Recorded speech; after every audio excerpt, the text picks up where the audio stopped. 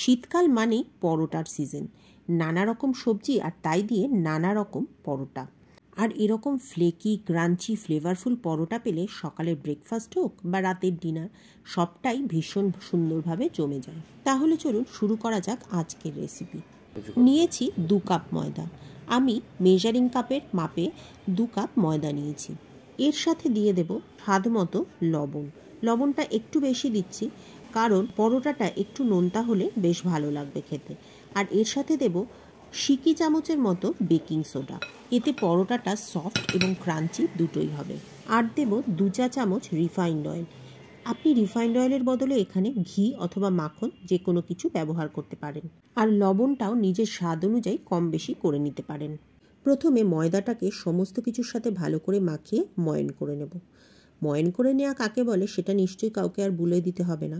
তবুও যারা নতুন রাঁধুনি তাদের জন্য বলছি, তেল দিয়ে ময়দাটাকে শুকনো অবস্থায় মেশানোটাকে বলে ময়ন করা। ময়ন করা হয়ে গেলে একবার মুঠো করে দেখে নিতে হবে।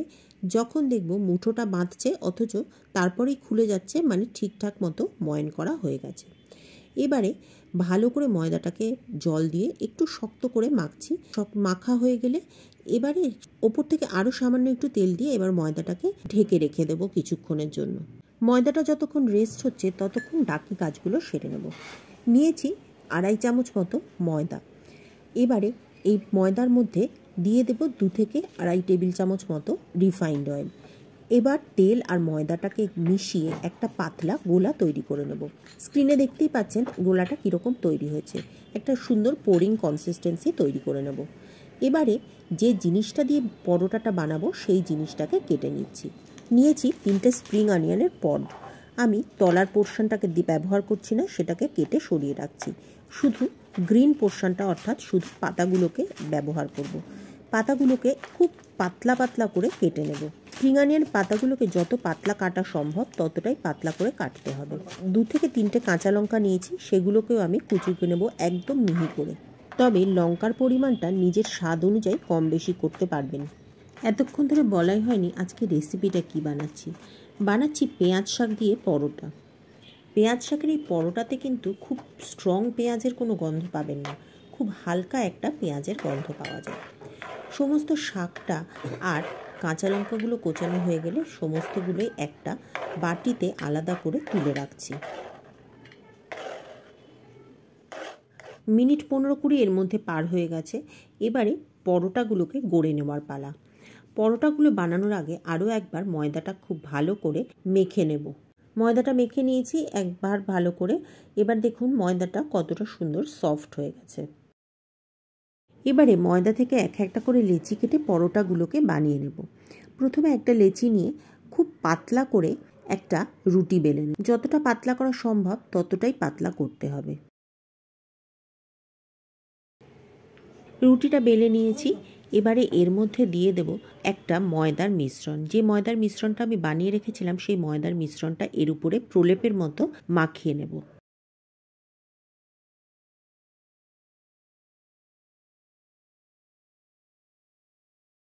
ময়দার মিশ্রণটা মাখানো হয়ে গেলে এবারে এর উপর থেকে ছড়িয়ে দেব স্প্রিং অনিয়নের কুচি, কিছুটা তিল ওপর থেকে ছড়িয়ে দেব, আর তার সাথে দেব কিছু চিলি ফ্লেক্স। চিলি ফ্লেক্স যদি বাড়িতে না থাকে কয়েকটা শুকনো লঙ্কা মিক্সিতে পালস মোডে চালিয়ে নিলে চিলি ফ্লেক্স তৈরি হয়ে যাবে।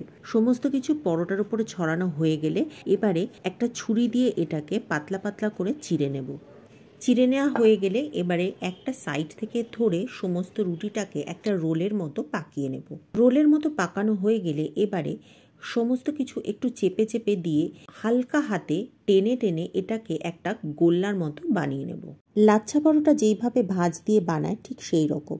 আশা করি স্ক্রিনে দেখে নিশ্চয়ই বুঝতে পারছেন যে আমি কিভাবে পরোটার গোল্লাটাকে বানিয়ে নিচ্ছি। আর যে শেষের দিকের মাথাটা আছে সেটাকে টেনে এনে একদম ওপর দিকে চেপে বন্ধ করে দেব।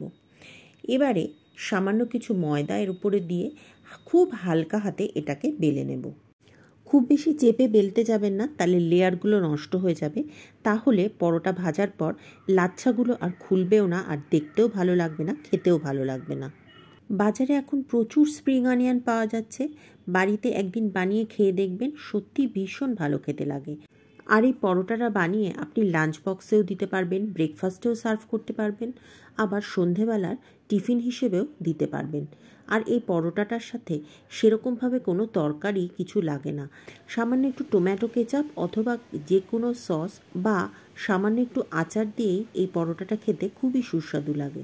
এদিকে দেখুন পরোটাগুলো আমার বেলা হয়ে গেছে। যে পরিমাণ ময়দা মেখেছিলাম তাতে আমার মোট 7টা পরোটা হয়েছে। এবার পরোটাগুলোকে ভেজে নেওয়ার পালা।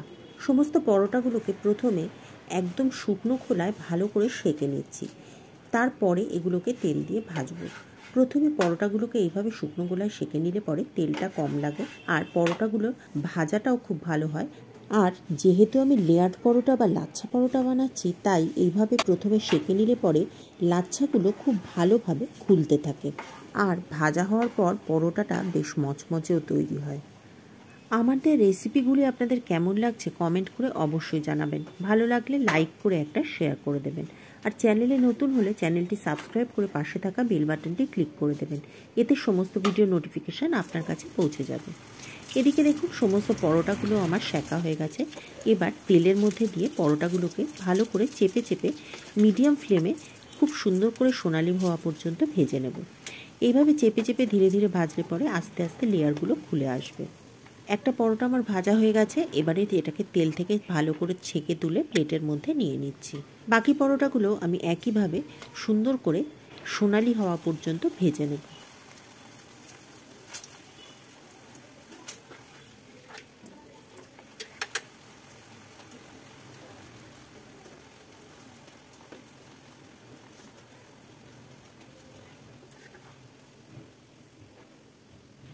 সমস্ত পরোটাগুলো আমার ভাজা হয়ে গেছে। দেখুন কত সুন্দরভাবে লাচ্ছাগুলো তৈরি হয়েছে। এবারে খুব হালকা হাতে দুদিক থেকে চেপে চেপে দিলে পরেই লাচ্ছাগুলো খুলে আসবে। যেভাবে আমি দেখাচ্ছি ঠিক সেইভাবেই করবেন, তাহলে দেখবেন লাচ্ছাগুলো খুলে আসছে। একটা পরোটা ছিঁড়ে আমি দেখিয়ে দিচ্ছি লাচ্ছাগুলো কত সুন্দরভাবে তৈরি হয়েছে। আমি পরোটাগুলোকে সন্ধেবেলা সার্ভ করেছিলাম, তাই একটা সসের সাথে সার্ভ করেছি। টমেটো কেচাপের সাথে রেড চিলি সস একসাথে মিশিয়ে আমি এই পরোটার সাথে সার্ভ করেছিলাম। যদি ব্রেকফাস্টে সার্ভ করেন তাহলে দই আর আচার দিয়ে সার্ভ করতে পারেন। লাঞ্চ অথবা ডিনারে সার্ভ করলে এর সাথে একটা সাইড ডিশ অবশ্যই রাখবেন। তাহলে আজ এ পর্যন্তই। পরের দিন আবার দেখা হবে নতুন ভিডিওতে নতুন রেসিপি নিয়ে।